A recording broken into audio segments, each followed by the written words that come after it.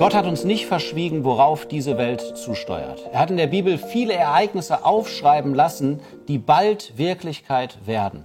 Die Bibel spricht von der schrecklichen Drangsalzzeit, in der so schlimme Gerichte stattfinden werden, dass Jesus Christus sagt, so etwas hat es vorher noch nie gegeben und wird es auch nie wieder geben. Die Bibel spricht von dem Offenbarwerden des Antichristen. Sie spricht von dem Mahlzeichen des Tieres. Sie spricht von einem Bund zwischen Israel und Europa und vielem mehr. Das ist ein hochinteressantes und spannendes Thema, mit dem wir uns heute mal etwas beschäftigen wollen. Worauf steuert diese Welt zu? Und ich glaube, wenn man das Thema mal ein bisschen näher unter die Lupe nehmen will, dann gibt es gewisse Bibelabschnitte, die zeigen, was jetzt unmittelbar als nächstes nach der Entrückung der Gläubigen auf die Welt zukommt. Was würdest du jemandem empfehlen, der dich fragen würde, sag mal, was kann ich studieren, um zu sehen, was als nächstes an prophetischen Ereignissen geschehen wird? Stichwort Entrückung, das ist so ein bisschen der Startpunkt. Wenn man mal so Prophetie mit einer Uhr vergleicht, dann ist diese Uhr im Moment eigentlich im Wesentlichen angehalten in der Zeit der Gemeinde. Dann kommt die Entrückung und danach läuft die prophetische Uhr. Im Grunde genommen müsste man jetzt alle Propheten des Alten Testamentes lesen und dann auch die prophetischen Aussagen im Neuen Testament. Wenn man sich mal auf ganz wesentliche Bibelstellen fokussieren will, dann würde ich empfehlen, lest das Buch Daniel. Ja. Und lest die Offenbarung. Das sind sicherlich zwei ganz, ganz wesentliche Kernabschnitte in Gottes Wort. Die oft aufeinander übergreifen. So, genau. Und ja. Man wird das Buch Daniel nur im Licht der Offenbarung verstehen. Genau. Und die Offenbarung versteht man nur im Licht des Buches Daniel. Also diese beiden Bücher, die gehören unbedingt zusammen. Und es sind zwei hochinteressante Bücher. Und gerade das Buch Daniel gibt uns natürlich sehr viel Auskunft darüber, was passiert denn eigentlich nach der Entrückung hier auf der Erde. Genau. Aber auch, was schon im Alten Testament geschehen ist. Speziell Daniel 9 ist ja hochinteressant mit der Demütigung Daniels, aber dann, wo Gott ihm auch den Schleier öffnet sozusagen. Richtig. Und ihm zeigt, was auf das Volk Gottes noch zukommt. Und da wird dann von 70 Jahrwochen gesprochen. Ne? Ja, richtig. Vielleicht schauen wir uns mal kurz Daniel 9 an. In Vers 24, Daniel 9 heißt es, 70 Wochen sind über dein Volk, das ist Israel, und über deine heilige Stadt, das ist Jerusalem, bestimmt. Und dann heißt es in Vers 25, so wisse denn und verstehe, vom Ausgehen Jerusalem wieder herzustellen und zu bauen, bis auf den Messias, den Fürsten, sind 7 Wochen und 62 Wochen. In Vers 27, da ist von einem festen Bund die Rede, du hast den eben schon erwähnt, ja. Der wird geschlossen für eine Woche, also 62 Wochen, 7 Wochen und eine Woche. Jetzt muss man einfach wissen, für die Juden, Woche war nicht 7 Tage unbedingt, es ist eine Periode von 7. Und wenn man das hier im Zusammenhang liest, können es eigentlich nur Jahre gewesen sein. Also jede Woche sind praktisch 7 Jahre. So, genau. Startpunkt ist, Jerusalem wiederherzustellen. Das war der Befehl von Artaxerxes. In Nehemia 2. In Nehemia 2, ja. Genau. Und dann hat es 69 Wochen gedauert. Das sind 483 Jahre, bis der Messias gekommen ist, gekreuzigt wurde letztendlich. Genau, das ist ungefähr der Zeitpunkt. Ist ein bisschen schwierig zu rechnen, weil die Juden die Jahre etwas anders rechnen als wir, aber man kommt jedenfalls in die Zeit, wo Jesus Christus gelebt hat und gestorben ist. Hochinteressant eigentlich. Das heißt, eigentlich hätten sie das berechnen können im Alten Testament, wann der Herr kommen würde, beziehungsweise wann er sterben würde zumindest. Die hätten das ziemlich genau errechnen können, ja. Das ist so. Ja, also wenn Gott damals schon so präzise gewesen ist, in diesen 69 Jahrwochen, die sich genauso erfüllt haben und der Herr tatsächlich gekommen ist, dann wird er genauso präzise sein in dieser letzten. Aber die Frage ist natürlich, warum ist dieses Gap, diese Lücke da drin? Ne? Ja, diese Lücke, die ist einfach darin, weil das Alte Testament nicht über die Gemeinde spricht. Ja. Und das ist der Punkt, das ist ein Geheimnis. Das war im Alten Testament verborgen, das sagt der Kolosserbrief, das sagt der Epheserbrief. Und da sieht man wieder, wie wichtig das ist, dass man Israel und die Gemeinde unterscheidet.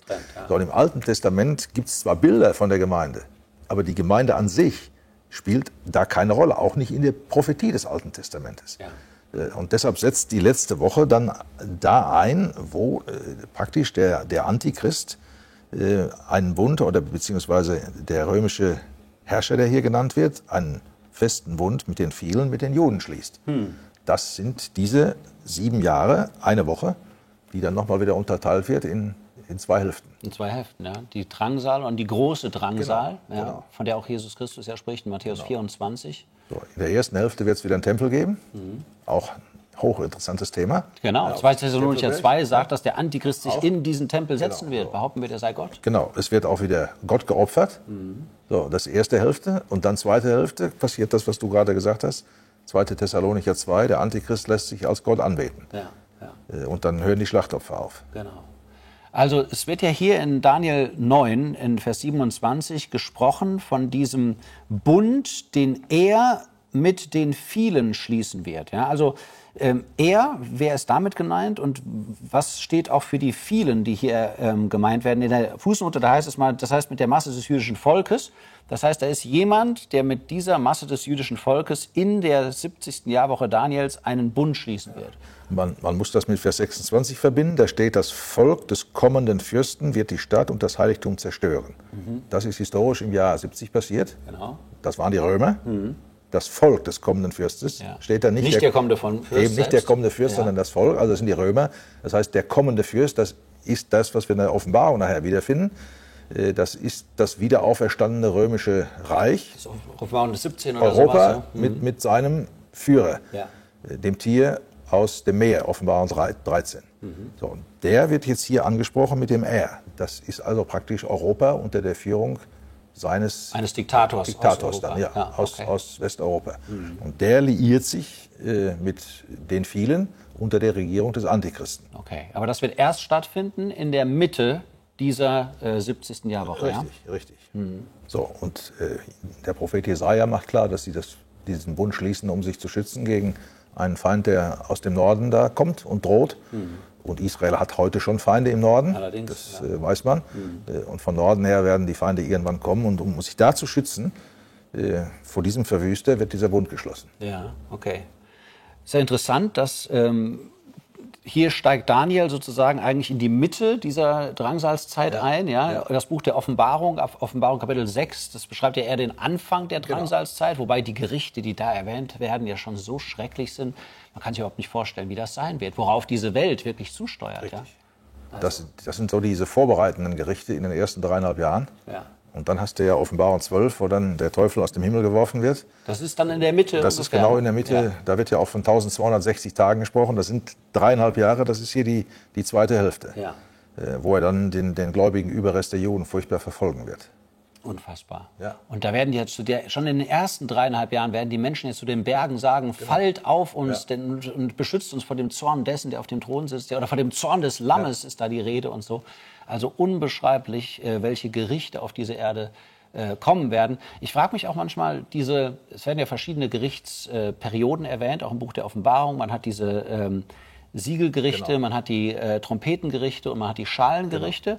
Kann man das irgendwo einordnen, wann sozusagen die Mitte der Drangsalzzeit erreicht ist, wo dann die große Drangsal beginnt, in Verbindung mit diesen 3 Gerichtsperioden, Siegelgerichte, Trompetengerichte und Schalengerichte? Ja, ich denke, dass diese 3 genannten Gerichte, das sind alles vorlaufende Gerichte. Okay. Die Intensität steigert sich. Ja, genau. Und Krieg ist immer schlimm, das wissen wir heute. Wenn wir an den Zweiten Weltkrieg denken, furchtbar. Wenn wir jetzt an die Ukraine denken, furchtbar. Aber das, was dann passieren wird, wird noch furchtbarer sein. Das kann man sich eigentlich nicht vorstellen, aber es wird tatsächlich so sein. Okay. Und Jesus Christus sagt das ja selbst. Es wird so schlimm sein, wie es nie vorher gewesen ist. Und nie wieder sein wird. Und nie wieder sein wird. Ja. Der Antichrist, der dann in der Mitte der Drangsalzzeit auf einmal aufsteht, das muss ja jemand sein, der aus den Juden kommt, oder? Eindeutig. Ja. Das kann man aus Daniel 11 eindeutig erkennen. Genau, was wird da gesagt über ihn? Da wird in Daniel 11, wenn wir das mal kurz lesen, da in Vers 37 ist die Rede von ihm. Und auf den Gott seiner Väter wird er nicht achten, das kann also nur ein Jude sein. Und weder auf die Sehnsucht der Frauen, das ist die Sehnsucht, den Messias zu gebären. Ja. Also das kann sich nur auf Juden beziehen. Das ist ein eindeutiger Beweis dafür, dass der Antichrist ein Jude ist und zu unterscheiden ist von diesem römischen Führer. Genau, denn der römische Führer, er wird einen Bund mit den vielen machen und er kommt aus dem Volk des Fürsten letztendlich. Genau, aus dem Völkermeer sozusagen. Das sind die beiden Tiere, die du in Offenbarung 13 wiederfindest. Ja, das Tier aus dem Meer, das ist das Völkermeer, das ist der Römer und dann das Tier aus der Erde. Ja. Die Erde steht oft für Israel im Alten Testament. Das ist der Antichrist. Aber wird oft auch ein bisschen vermischt, ne? Ja, wird oft vermischt und da muss man ein bisschen aufpassen. Ja. Ist jetzt nicht heilsentscheidend. Nein, das ist nicht heilsentscheidend, aber wenn man die Prophetie einigermaßen klar haben will, muss man das schon ein bisschen unterscheiden. Heilsentscheidend ist das zum Glück nicht. Ja, genau. Ja, und dieser Antichrist, nach 2. Thessalonicher 2, der wird sich in den Tempel setzen und selbst behaupten, er sei Gott und wird sich auch anbeten lassen. Furchtbar, furchtbar. Das ist der Abfall schlechthin. Ja. In 2. Thessalonicher 2 wird ja mal erwähnt, bis der Abfall komme. Das ist ja auch eine Bedingung dafür, dass der Tag des Herrn beginnen kann letztendlich. Genau, ja? Genau. Und dieser Abfall, der mündet sozusagen in diese Offenbarung des Antichristen, der alles über Bord wirft, was irgendwie christlich ist. Ja. Okay. Was christlich ist und letztlich auch was jüdisch ist. Auch was jüdisch ist, was mit Gott in Verbindung steht. Alles, was mit, der leuchtet den Messias und er leuchtet den Vater und den Sohn. 1. Johannesbrief. Ja. Also er leuchtet eigentlich jede Religion und macht sich selbst zum Gott. Ja. Ist klar, wenn man sich selbst zu Gott macht, muss man jede andere Religion ablehnen. Sonst funktioniert das nicht. Unfassbar. Und dieses Mahlzeichen des Tieres, da ist ja auch viel drüber gesprochen werden in Offenbarung Kapitel 13. Ja? Es wird ja irgendetwas geben letztendlich, womit man nur kaufen oder verkaufen kann, wenn man es angenommen hat. Richtig. Kann man heute wahrscheinlich schlecht definieren, was das ist. Können alle möglichen Sachen sein, wobei man sich es vielleicht immer besser vorstellen kann. Also erleben tun wir das nicht. Ja. Also wir Christen der Gnadenzeit erleben das nicht. Aber die Vorbereitung aber wir können es uns inzwischen vorstellen. Ja. Vor 50 Jahren konnte man sich das nicht vorstellen oder schwer vorstellen. Vor 100 Jahren konnte man sich das gar nicht vorstellen. Also ich kann mich noch erinnern, als so die ersten ERN-Codes kamen, da wurde gesagt, das ist das Mahlzeichen des Tieres. Das ist natürlich Unfug, aber das hat natürlich ein bisschen den Weg vorbereitet. Und heute kann man sich schon vorstellen, dass man mit einem Chip einfach alle Geschäfte tätigen kann, die man so tätigen möchte. Das ist vorstellbar. Und Menschen zu kontrollieren mit Artificial Intelligence ist ja überhaupt gar kein Problem mehr. Ja. Ich denke auch an das sprechende Bild. Das ist ja auch was irgendwie, wo du denkst, ihm wurde Odem gegeben. Also er ist irgendwie eine okkulte Macht am Werk, aber irgendwie vielleicht doch auch mit Technologie verwoben. Man weiß es nicht. Aber auch das kann man sich immer besser vorstellen. Also ich würde sowas Zeitzeichen nennen oder Schatten, aber die Wirklichkeit werden wir nicht erleben. Genau. Die Schatten sehen wir. Ja, die Vorboten der Drangsalzzeit letztendlich. Genau. Ja. Das macht die Zeit aber so spannend, in der wir leben. Ich glaube, es ist wirklich einzigartig in der Menschheitsgeschichte, was sich in den letzten, allein in den 50 Jahren, was sich da entwickelt hat, politisch, aber auch technologisch und so weiter. Also beides. Ich denke auch politisch, wenn man mal so denkt, dass es überhaupt einen Staat Israel wieder gibt. Das ist ja eine Vorbereitung für das, was kommt. Absolut. Nochmal, das ist ein eindeutiges Zeitzeichen. Der Feigenbaum, der schlägt aus. Ganz genau. Ja, oder Hesekiel 37, wo die Gebeine da gesammelt werden. Da ist noch kein Leben drin, aber sie sind schon mal wieder da. So die Vereinigung Europas, mehr oder weniger intensiv, das hat es vor dem Zweiten Weltkrieg auch nicht gegeben. Ja. Das sind Zeitzeichen, eindeutig. Also man denkt wirklich, die Schachfiguren werden aufs Brett gestellt. Wir sehen das, aber das Spiel hat noch nicht begonnen. Spiel ist vielleicht ein blödes Wort, aber es wird ja viel schrecklicher sein als das. Aber das Bild, das zeigt das, finde ich, gut mit dem Schachspiel. Ja. Auch wenn es kein Spiel ist, aber die Schachfiguren, die sind im Grunde da. Ja. Ja, Israel ist da, Europa ist da, die Feinde, die Nachbarn sind da. Ja, wenn man mal Psalm 83 sich die Feinde da Israels anguckt, die sind eigentlich alle wieder da, die alten Feinde. Mit die neuen Pläne Namen. für den Tempel liegen bereit und so weiter. Ja, es gibt genügend Zeitzeichen. Genau. Aber es geht erst los, wenn die Entrückung stattgefunden hat. Was denkst du, warum muss Israel laut Gottes Plan durch diese Zeit gehen überhaupt? Gott hätte ja auch sagen können, so, jetzt ist die Gemeinde weg, ich errichte sofort das 1000-jährige Reich. Was denkst du, ist so ein Grund dafür, warum das überhaupt alles stattfinden muss? Tja, ich meine, Gott hatte das im Alten Testament angekündigt. Ja. Er hat ja klar gesagt, Leute, passt auf, hier ist mein Gesetz. Ihr habt zwei Möglichkeiten. Ihr könnt das tun und dann geht es euch gut. Oder ihr tut es nicht. Und dann geht es euch schlecht. Und dann passiert das und das und das und das. Genau. Und alles, was dann passiert, alles das, was Gott dann angekündigt hat, das passiert. Also es ist einmal, weil Gott es angekündigt hat. Und dann haben sie natürlich auch selber gerufen, sein Blut komme über uns und unsere Kinder. Also letztendlich eine Konsequenz dafür. Das ist eine Konsequenz davon auch. Ja. Und Israel wird letztendlich auch geläutert werden durch die Gerichte letztendlich. Ja. Und die Erde wird gereinigt werden durch die Gerichte Gottes. Ja, ich frage mich immer noch, wie das auch sein wird für Menschen, die in dieser Zeit zum Glauben kommen. Es wird ja irgendwie doch jüdische Evangelisten geben. Absolut. Oder eine Erweckung geben unter den Juden, die dann das Evangelium des Reiches, was ganz anderes als das Evangelium von heute, dann verkündigen, der König kommt und seid bereit. und viele Juden kommen zum Glauben. Dann gibt es Leute aus den Nationen, die sagen, wir glauben das auch, wir nehmen euch auf, wir machen uns eins mit der Botschaft. Und trotzdem werden viele auch den Märtyrertod sterben. Absolut. Ja. Ich meine, das ist Matthäus 25, was du gerade sagst, da kann man das deutlich sehen. Das sind keine Christen, Namenschristen, die das Evangelium der Gnade abgelehnt haben. Das sind Menschen, die dann geboren werden oder nie das Evangelium der Gnade gehört haben. Also keine zweite Chance. Ja. Ich glaube, das ist auch nochmal wichtig zu sagen. Ja, 2. Thessalonicher 2 auch. Das ist, genau. Der Macht des Irrwahns glauben oder so. Genau. Und, aber für die, und das werden ja viele sein, die dieses Evangelium des Reiches annehmen, wird das eine furchtbare Zeit sein. Und der Herr sagt ja auch, wenn das passiert, mit dem Antichristen, der sich da in den Tempel setzt, dann müsst ihr sofort fliehen. Ja, genau, richtig. Das ist sowieso eine Frage. Was ist so das letzte große Event, was auf der Erde stattfindet, bevor Jesus Christus dann in großer Macht und Herrlichkeit wiederkommen wird? Es ist ja irgendwie, Israel wird ja so bedrängt sein, dass sie kurz vor der Vernichtung stehen und dann erscheint doch der Herr. Was ist so das letzte Event kurz vorher? Ja, da muss man eigentlich zu Daniel 11 nochmal gehen.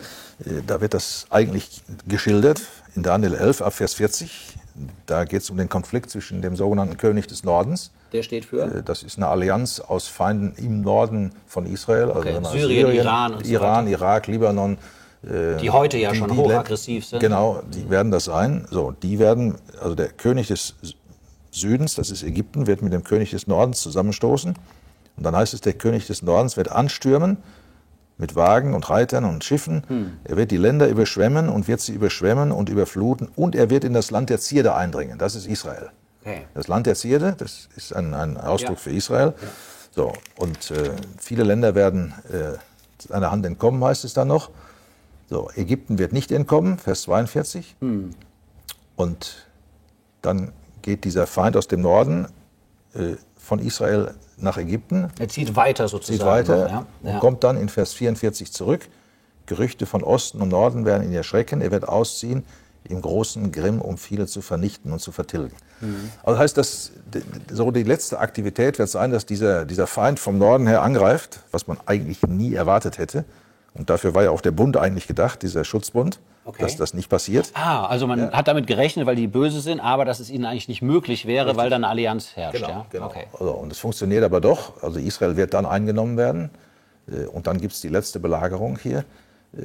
Und dann kommt Jesus Christus wieder und das wird dann in Sacharja 14 wieder sehr schön beschrieben. Ja, wo seine Füße auf dem Ölberg stehen. Genau. Vielleicht müsste man die Verse auch nochmal dazu lesen und die irgendwie doch dazugehören. Sacharja Kapitel 14. Da heißt es in Vers 3, der Herr wird ausziehen und gegen jene Nationen kämpfen. Ja. Das ist also einmal dieser König des Nordens, aber das sind dann auch die europäischen Heere und die fernöstlichen Heere, die ja in Hamagedon zusammenstoßen. Offenbarung 16 und 19. Das kommt auch noch dazu, genau. Ja. So, und dann heißt es, der Herr wird ausziehen und gegen jene Nationen kämpfen, wie an dem Tag, da er kämpft, an dem Tag der Schlacht. Und seine Füße werden an jenem Tag auf dem Ölberg stehen. So, und dann endet das ja in Vers 5. Kommen wird der Herr, mein Gott und alle Heiligen mit dir. Das ist wieder Offenbarung 19, was man gesehen hat. Wo dann genau, das heißt, wir sind dann dabei. Ja, genau. Also das letzte Event ist eigentlich dieser Angriff der Heeresmacht aus dem Norden. Ja. Und dann kommt Jesus Christus, um sein Volk zu retten. Aber ich habe oft gehört, wo ist denn dann Russland einzuordnen? Weil Russland spielt ja auch doch irgendwie der König des äußersten Nordens, wird es ja oft genannt. Derjenige, der eigentlich Iran und Syrien und so weiter die Rückendeckung gibt. Ja. Und da wird es ja auch nochmal ein Zusammentreffen geben dann letztendlich, oder? Also wo der Herr auch Russland noch richten wird, weil die sich auch mit einmischen, oder? Also wenn man das prophetisch richtig einordnet, dann ist das, was du da gerade beschreibst, wird in Hesekiel 37 und 38 ein bisschen erklärt, wo dann praktisch, nachdem Jesus Christus wiedergekommen ist und die unmittelbaren Feinde besiegt hat, kommt dann dieser Fürst von Rosh. Und dieses Rosh könnte für Russland stehen. Okay. Also man muss da ein bisschen vorsichtig sein. Also nachdem der König des Nordens besiegt wurde, kommt dann der König des äußersten Nordens. Richtig. Ja. Und der hat eigentlich schon den König des Nordens auch gestützt. Da gibt es auch eine Stelle im Buch Daniel, dass dieser König des Nordens nicht aus eigener Kraft handelt, sondern da ist eine Macht, die dahinter steht. Das wird wahrscheinlich Russland sein. Ja. Da muss man ein bisschen vorsichtig sein, aber das könnte man sich heute sehr gut vorstellen, dass es so sein wird. Jedenfalls kommt dieser König aus dem äußersten Norden dann eigentlich, wenn schon mehr oder weniger der Frieden hergestellt ist, also direkt vor Beginn des 1000-jährigen Reiches und wird dann auch vernichtet werden. Und dann kommt erst das Gericht der Lebendigen, Matthäus 25. Richtig. Okay, ja. Und dann beginnt dieses herrliche Friedensreich. Genau. Und das Friedensreich, das ist ja auch interessant, da gehen ja am Anfang nur gläubige, wiedergeborene Menschen ein. Hat der Herr Jesus eigentlich auch schon in Johannes 3 angekündigt, dass nur wer aus Wasser und Geist geboren ist, wirklich dort eingehen wird. Was natürlich auch wahr ist für die Errettung heute. Aber man stellt sich ja manchmal die Frage, das wird ja ein Reich sein, wo manche Naturgesetze aufgehoben werden oder verändert werden und so weiter. Ja. Menschen werden viel länger leben. Und der Satan wird gebunden werden, sagt Offenbarung Kapitel 20. Das heißt, der Satan wird mal für eine Zeit weggesperrt sozusagen. Und trotzdem wird es ja irgendwann wieder so eine Revolution geben oder so ein Aufbäumen, so ein Widerstand gegen den König. Ja? Also das ist schon faszinierend. Ich meine, das 1000-jährige Reich wird herrlich sein. Das wird ja an vielen Stellen im Alten Testament auch beschrieben. Ja, es gibt ja geografische Veränderungen, es gibt Veränderungen in der Natur, in der Tierwelt. Ja, wenn also dann, sagen wir, die Löwen und die Schafe zusammen da weiden werden und der Säugling am Loch der Natter und so weiter. Das wird eine tolle Zeit sein. Ja. Aber tatsächlich am Ende beweist sich, dass der Mensch sich nicht geändert hat.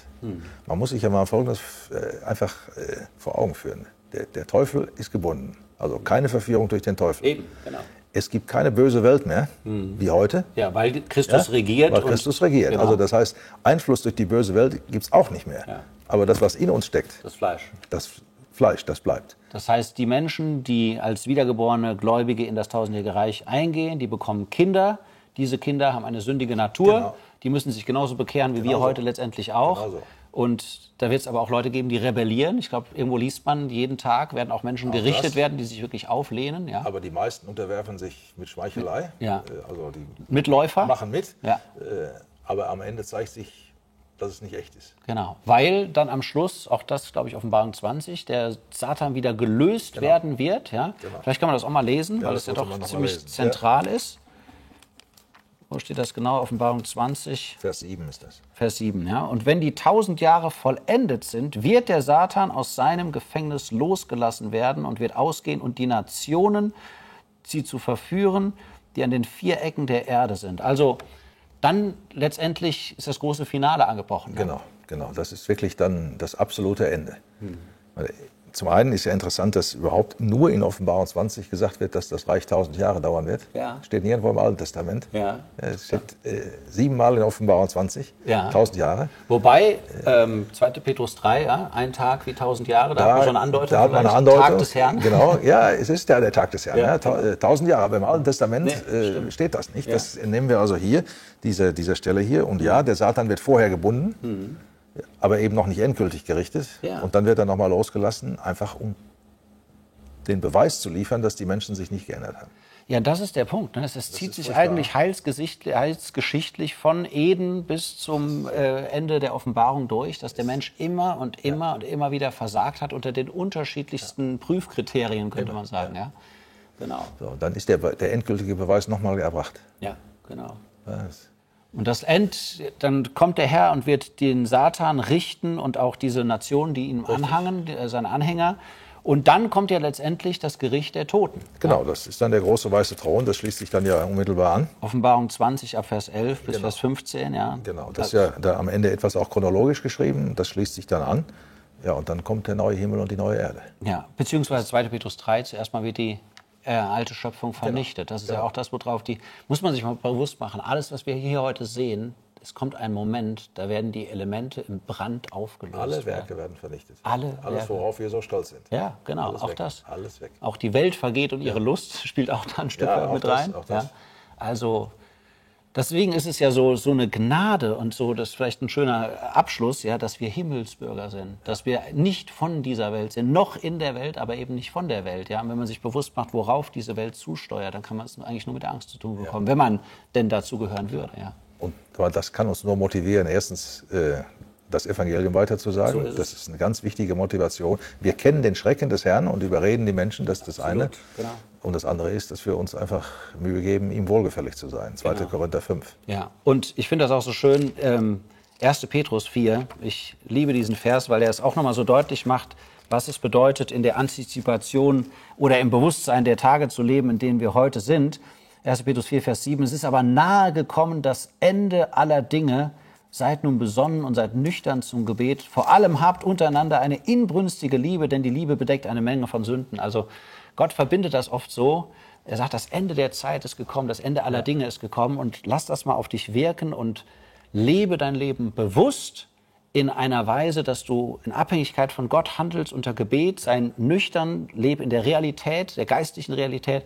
Aber hab auch Liebe. Lass Liebe ausströmen in deinem Leben, denn das ist die Natur Gottes und dadurch wird Gott geehrt. Das ist so. Dann nehmen wir noch 2. Petrus 3 dazu. Das ist eigentlich ein paralleler Gedanke.